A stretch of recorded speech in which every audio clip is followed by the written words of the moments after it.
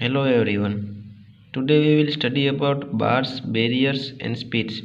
Before starting our today topic, don't forget to like my video and subscribe my channel. So bars, barriers and speeds differences. A ridge of a sand and a single formed in a sea in the offshore zone lying approximately parallel to the coast is called an offshore bar. So what is a bar? Which is bar are parallel to offshore sea coast. So if there is a sea coast here, then bars will be like parallel to it. An offshore bar which is exposed due to further addition of a sand is termed as a barrier bar.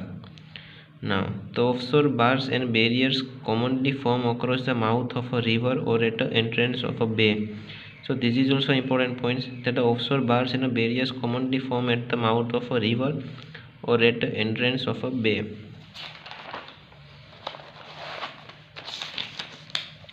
Now, sometimes such barriers bars gets keyed up to one end of a bay when they are called spits.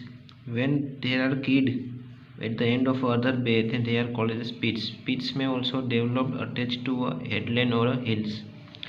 The barriers bar spits at the mouth of a bay gradually extend, leaving only as a small opening of the bay into the sea, and the bay will eventually develop into a lagoon. If there is a small opening in the bay, then it will eventually develop into a lagoon.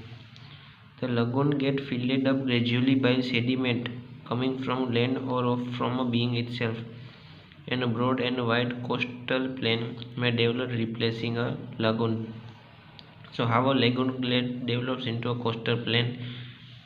A coastal offshore provide best defense against storm or a tsunami. This is also important point.